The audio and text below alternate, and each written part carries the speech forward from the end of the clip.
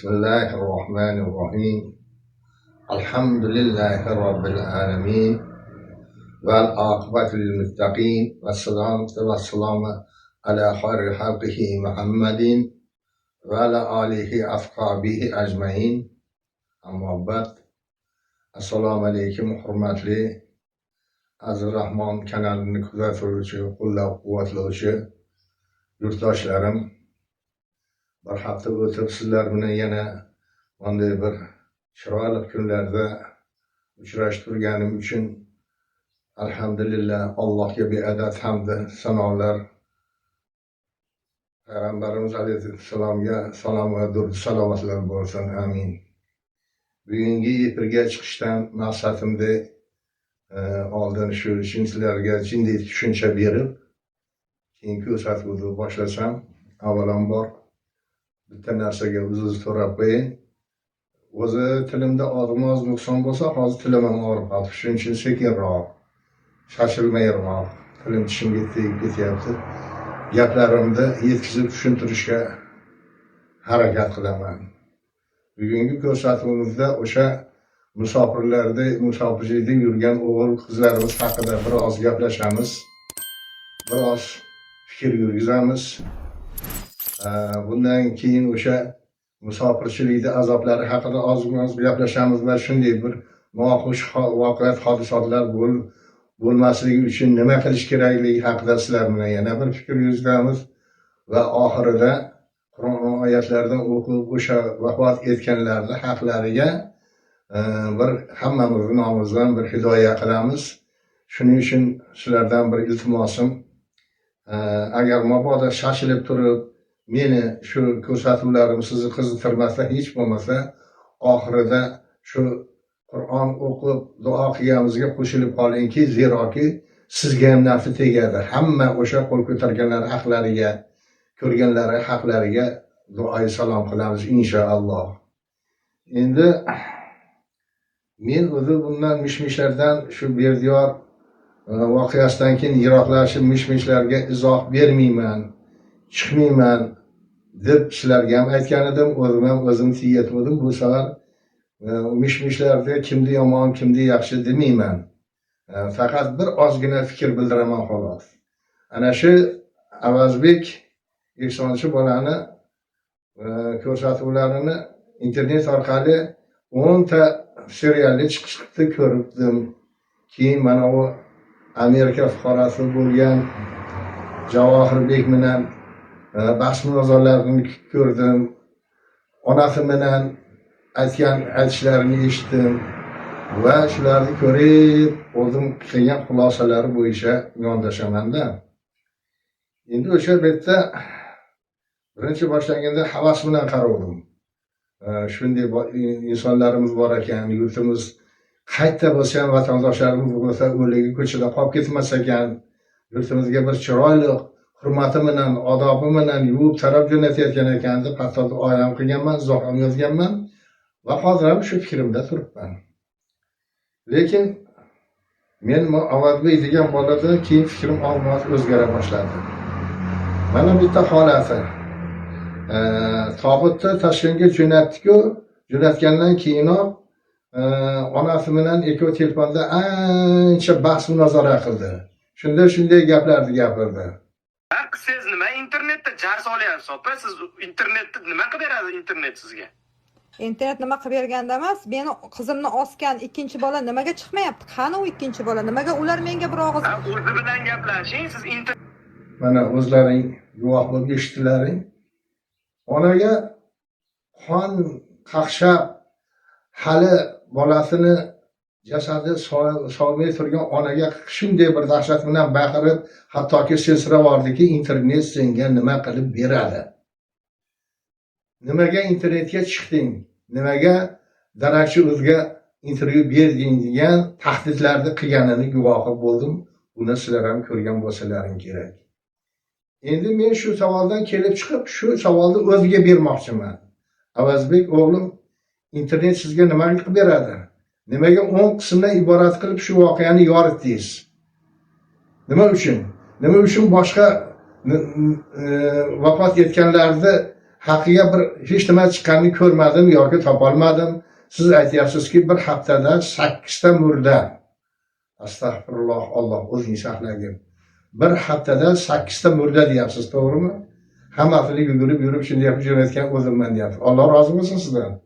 Xizmatlaringizni men hech qachon tahqirlamayman. Lekin men bitta narsani aytaman-da, uni minnat uchun qilib gapirishda hojati yo'q. Hozir Muqimiy domlani bitta g'azalini shunday o'qib sharhlab beraman-da. Bu adashganman degan radifli agar esimga tushsa, she'rida shunday bir satrlar bor edi. Biyobon gapman, Majnun kabi bir layli yodida. Bo'lib oshiqsa zanjiri junun dastik shodida. Qilurmish qaddiroq har kimsa oxir o'z murodida. Yugursam har tarafga ayb aylamang bu vodiyda. Misoli telba itmen korvonidin adashganman. Mana shu she'r sizga to'g'ri kelyapti-da. Mana shu she'r. Misol uchun kim nima qilsa jinday bo'lsa ham o'zini manfaati bo'ladi o'shandayda. Albatta, hatto mana shu komment yozganda ham menga savol berishingiz mumkin. Sizgachi otaxon shu yoshingizda uyat basmi internetga chiqib, sizga nima manfaat deyishlari mumkin va deyishingiz ham mumkin juda ko'pchilik. Men bunga javob berganman va yana bir bor shunday javob bera olaman. Men yoshim bir yetkiga borib qoldi. Bugun borman, ertaga yo'qman. Balkim keyingi haftada bo'lmasman. Balkim Alloh umrimni ziyodat qilib yana bir necha yillar sizlar bilan uchrashib yurarman. Men o'sha bu dunyoni tark etganimdan keyin, meni tark etganimda mana shu meni ko'rgan odamlar hammasi eshitadi. Inshaalloh meni shu nabiralarim, farzandlarim chiqib, meni vafotim haqida xabar berganda, eng menga yomon yondashgan odamim agar imoni basalomat bo'lsa, qo'lini duoga ochib, Bismillahirrohmanirrohim, inna lillahi va inna ilayhi roji'un deb turib betiga patas tortadi. Agar bu dunyoda o'sha odamlar menga millionlab pul berganda, ana shu duoga manfaat yetmaydi, bu dunyoga hech nimani olib ketib bo'lmaydi. Men ham qanchadan qancha bir ko'chalarda yurganman, bilib bilmay gunohlar qilgan bo'lsam, o'sha sizlarning yordamlaringda muhtoj paytda sizlarning qo'llashlaringga muhtojman. Mana meni bu duom internetga chiqishdan.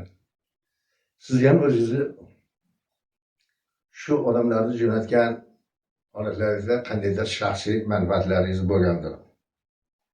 Bo'ldi, endi men siz haqingizda ko'p to'xtamayman. Hamma kanallar bitta narsani, o'sha bitta aytaylik Javohirbek bilan gaplashganlarni qayta qo'yib bal yig'yapti. Biroz musibatdan foydani yo'q, men undan yuqoriman. Xolasalarning mana shu gaplarimga like bosib, menga obuna bo'lib qolinglar, ya'ni meni qo'llab-quvvatlovchilarga deb turib doim duo qilaman. Duomga sherik bo'lib qolasiz. Meni bas ko'pchilikning duosiga sherik bo'lib qolasizlar. Xohlamasalaring yo'q. Bu sizlarning xohish irodalaring, hech kim birovni majburlay olmaydi. Endi bitta narsa qo'yilyapti.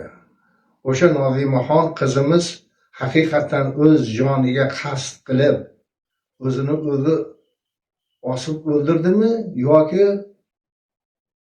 uni o'ldirishdimi, azob berishdimi? Juda og'ir savolda. Juda og'ir savol. Gapni ochig'i, menda shunday qobiliyat bor, tasavvur qilaman-da. O'zimda yurib, sekin tasavvur qilaman. Va tasavvur qilamanki, o'shani holi o'sha paytda yo o'zini osayotganda yo o'zini o'ldirayotganda nima bo'lgan. Endi shu yerda meni fikrimda bitta mana singlimizni chiqishi o'zgartirib yubordi. Mana hozir bir eshitib ko'ringlar, keyin unga o'zlaring munosabat bildirasizlar. Aytganman, yuqoringlar shuncha to'palang bo'lmaydi dedim. Akanimni qilmadilaring. O'shaning bir kattani bir kichkinani aytganini. Mana eshitgan bo'lsalaring, men nima bo'ldim sizlarga? Bir yosh kattani gapiga kirgin, krematoriyaga borib kuydirib yuboraylik demadimmi? Mana oqibati deb o'zini kimlargadir o'sha tanishlari yonida o'tirganlariga aytayapti. Sabab ochiq aytib qo'yapti. Bu butun hamma yo'g'im bir qattiq zarbalarni oqibatida burunlari sinib, yuzlari ko'zlari shishib ko'karib, badani sof joyi qolmay, hatto ekspertiza xulosalarini biz bilmaymiz, balki qovurg'a suyaklari ham sinib ketib, ichlari ezilib, jigarlari ezilib o'ldimi? Yo'q, o'z ajali bilan o'ldimi? Endi shu yerda yana jindiyni mana holatiga qaytaman. Avazbek haliga kirganingizda, kiriboq shishani ushlab olib, mana u nima? Bu aroqmi? Mana shu aroq shuni umriga zomin bo'ldi dedingiz. Endi bu yerga xonada chiroyli dasturxonlar tuzalgan, ibodatli ayollar ekan, Alloh rahmat qilsin. Ro'zani ochishga tayyor bo'lib turganda sizlar narigi xonaga kirib, siz ham bo'lgansiz, aroq ichgansiz o'sha yerda. Meni taxminim. Va o'sha yerda o'sha o'zlaringni bir baloyi nafslaringni qondirish maqsadida o'sha ayolga tajovuz qilgansizlar. Ana dayis Sherzod ham oldida turgan. Maqsadi bor edi uning Sherzodda. Undan qochib qutulish kerak edi. Bu yoqda ota-onalari uni uylanmoqchi ekan. Mana sen shuncha odamni qo'ldan chiqqanda men xotin qilaman deb qochib tilini qisgani uyushtirib o'sha yerda tajovuz qilgansizlar. Hatto Avazbek siz o'sha yerda bor edingiz shu tajovuzda. Tasavvur qilyapman deb aytdim. Ko'zimni oldiga keltirib yig'lab boraman. Men ro'zadorman, menga tinch qilmanglar, tinch qo'yinglar degandir. Urmanglar deb yalinib yolvorgandir. Oxiri gapirolmay qolib, kunlarni ko'zga tikilgandir. Jinday rahim shafqat bormi deb. Sizlar beadad uni azoblab urib o'ldirgansizlar. Birodarlar, shu joyda bitta gapni gapirib ketay. Kim hozir meni tinglayotgan bo'lsa, men o'sha Amerika Qo'shma Shtatlarining fuqarosi Daryo.uz kanalini admini Javohirbek bilan bir gaplashmoqchiman. Iltimos meni shu nimani shu bolaga yetkazinglar, kimdir telefonimni tashlab beringlar. Orada gapirib ketyapmanda, yana bittasi mana bu Alloh sabr toqat ato etsin, ona izdorga. Shunga ham meni telefon nomerimni tashlab beringlar, mening telefonimdan chiqsin. Ularga o'zlarimga aytadigan gaplarim bor meni. O'zlarimga aytadigan gaplarim bor. Allohim agar shu fitnalarga qo'shilib ketgan bo'lsam, o'zing beadad kechirgin. Endi keyingi holatlarga o'tamiz. Musofirchilik. Bitta Koreyada bir haftada 8 dona o'lim, mayit, yuvish yurtiga jo'natish. Turkiyada 3 ta ayolimizni bo'laklarga bo'lib tashlab, axlat yachiklariga olib tashlash. Dahshat. Eng achinarlisi bularning ko'plari ayollarimizdir. Ularda ham haqqi bor edi ona bo'lishga. Bir erdi gulday ayoli bo'lib, bitta oilaning bekasi bo'lib, bolalarini boqib, bir bolalarini orzu havasini ko'rib, qiz chiqarib, kelin olib yashashga haqlari bor edi. Ular nimaga o'lib ketdi? Sabab nima? Ular ham yashab yursa bo'lmasmidi? Shu yerda Hazrati Navoiyni hammalaring bilgan bir to'rtligini o'qiyib, keyin gapimni davom etkazishga ruxsat bersalar. G'urbatda g'arib shodimon bo'lmas emish. El anga shafiqu mehribon bo'lmas emish. Oltin qafas ichra gar qizil gul o'tsa, bulbulga tikandek oshiyon bo'lmas emish. Buni hammalaring eshitgansizlar. Hammalaring yoddan bilasizlar. Lekin ma'nosini-chi? Kelinglar, men shuni sharhlab bering, keyin gapimni davom ettiray. G'urbat bu o'sha o'zga yurt g'urbat deyiladi. Aytaylik, masalan, Rossiya, Dubay, Turkiya, boringlarki Koreya, yana boshqa Amerika Qo'shma Shtatlari, Yevropa mamlakatlari biz uchun g'urbat ular. G'arib deb musofirga aytiladi. G'urbatda g'arib shodmon bo'lmas emish. Ya'ni g'arib musofir. O'zga yurtda hech qanday shod omon bo'lib, kulib yashay olmaysan. U sening yurting bas. U boshqa yurt. El anga shafiqu mehribon bo'lmas emish. Eli senga rahm shafqat qilmaydi, mehribonchilik qilmaydi. O'zingni avaylaysan, o'zingni asraysan va yashaysan va o'sha yerda o'zing xohlagan niyatingga yetib o'sha pul ishlaysanmi boshqa qilasanmi degan gaplari. Bu aytaylik Hazrati Navoiyni nimalarini sharhlayapmiz. Endi oltin qafas ichra gar qizil gul bitsa bulbulga tikandik oshiyon bo'lmasmish. Qadimda shohlarimiz sayrog'i qushlardi. O'sha saroyda qabulxonalarga boshqalarga qo'yib katta qafaslar qilar ekan. Halimondek bir kichkina qafas bas, aytaylik 2 metrga 2 metr, balandligi ham baland bo'lgan ichida o'sha kerak bo'lsa o'sha qushlarga kerakli o'simliklarni, daraxtlarni o'stirib qo'yar ekan, gullarni o'stirib qo'yar ekan. Endi o'shani aytyapti. Oltin qafas ichra gar qizil gul bitsa deyapti. Shunday sharoit qilib bergan. Suv bor, doni bor, hamma yog'i bor o'sha bulbulda. Lekin bulbullar yashashi baland daraxtlarni eng qalin barglarni ostida odam ko'rinmas joyga uy qurar ekan. U uyda dumaloq qilib, o'sha bir kiriy eshik qilib, atrofini to'liq tikan bilan ihota qilib chiqar ekan. Boshqa qushlardan, boshqa bir zarar ko'rganlardan himoyalash maqsadida. O'zi bulbul juda kichkina qush bo'ladi, bilasizlar. O'shani aniq tiliq aytyaptiki, bulbulga tikandek oshiyon bo'lmasmish. Maqsad nimaga gapirgan bu gaplar? Ey birodarlarim, siz millioner bo'lib topasizmi Dubayda yoki aytaylik Koreyada, Rossiyada. Sizni erkingiz yo'q edi. Siz o'sha oltin qafasdan ham battarsiz. Har qadamingizda bir baloga, bir falokatga duchor bo'lib qolishingiz mumkin-ku. Shunday emasmi? Endi o'sha namoz imom voqeaga qaytsak, o'sha 8 ta murdaga yoki Turkiyada 3 ta maydalangan onalarga keladigan bo'lsak, shu voqealar bo'lmasligi mumkinmidi degan savol berilsa, men ha deb javob beraman. Qanday?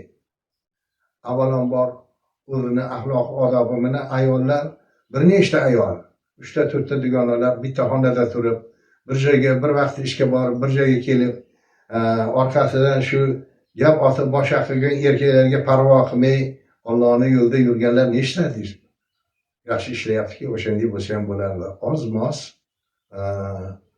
o'zlaringda ham bo'lib qolyapti-da endi. Ona qizlarim, farzandlarim nima qilaylik? Tirishlik. Yana bitta holati, agar o'zimizni yurtda to'kin qoshinchilik bo'lib, xohlagan joyda ishlab, o'sha yerda daromadini topganingizda bormadingiz-ku. Lekin bizda bunday sharoit yo'q. Men bu haqida bir chiqib ham aytganman. Xalq boqyapti. Boylar o'sha kambag'allarning mehnatini hisobiga pul berib, ular kunlik tirikchiligini o'tkazyapti deb ko'p aytganman. Endi oxiriga xulosam, ana shu qizimiz Olimaxon ibodatli qiz bo'lgan ekan. Dasturxonlarni tuzab, chiroyli qilib, ro'za taqvimlarini qanday bir chiroyli qilibdi. Og'zini ochaman turganda Alloh boshiga shunday bir qazoi baloni solibdi. Alloh bilib bilmay qilgan gunohlarini kechirsin. Oxiratlari obod bo'lsin. Bu haqda endi agar sizlar ruxsat bersalar, hammasini haqiga, sizlarning haqlaringga, o'zimizdan barcha o'tganlar haqiga bir 2 og'iz qisqaroq tilovat qilsam-da va sizlar bilan birga duoga qo'l ochib, shularning haqqiga bir xolislik bilan duo bersak nima deysizlar?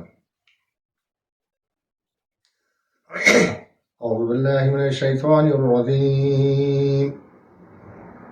Bismillahir rohmanir rohim. Alif lam mim. Tilka ayatul kitabil hakim. هدى ورحمة للمحسنين الذين يقيمون الصلاة ويؤتون الزكاة وهم بالآخرة هم يوقنون أولئك على هدى من ربهم وأولئك هم المفلحون ومن الناس من يشتري الحديث ليضل عن سبيل الله بغير علم ويتخذها هزوا أولئك لهم عذاب محيط وإذا تتلى عليه آياتنا ولى مستكبرا كأن لم يسمعها في أذنيه وقرا فبشره بعذاب أليم إن الذين آمنوا وعملوا الصالحات لهم جنات النعيم خالدين فيها وعد الله حقا وهو العزيز الحكيم صدق الله العظيم سبحان ربك رب العزة عما يصفون وسلام على المرسلين والحمد لله رب العالمين. Amin. Parvardigor shu o'qigan oyat karimalarni xato va kamchiliklarni kechirgin va dargohingda qabul aylagin. Mana shu o'qiganlarimizdan hosil bo'lgan nuri barakotlari avvalini odamiy safiy Alloh va havoga jamiki o'tgan payg'ambarlarga ikki olam sarvari Hazrati Rasul Akram Muhammad Mustafa sallallohu alayhi vasallam ruhlariga u zot muboraklar oilasi ashablari shaharlari va sahobalarga va bir hajda og'izlar g'aribi musofirlarga rushdik hidoyatlik. Qolaversa mana shu duodan hosil bo'lgan o'sha barcha Turkiyada, Koreyada o'lib ketgan biz ismlarini bilmagan, yurti chetdagi dafn qilingan shu o'g'il qizlarimizni haqlariga duo qildikki va alohida shu Nozima qizimizni haqqiga duo qilamiz. Allohim shu qizimiz ro'zador ekan, ibodatli ayol ekan.